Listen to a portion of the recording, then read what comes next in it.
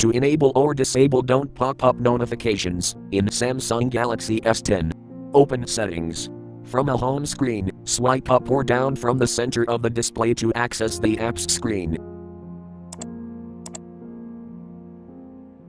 Tap Settings.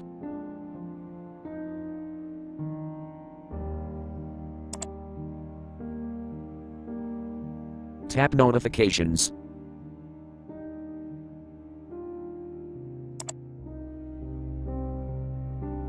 Tap Do Not Disturb.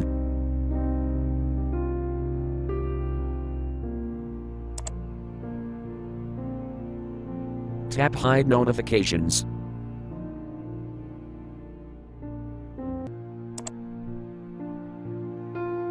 Tap Don't Pop Up Notifications, switch until blue to enable, or tap until gray to disable.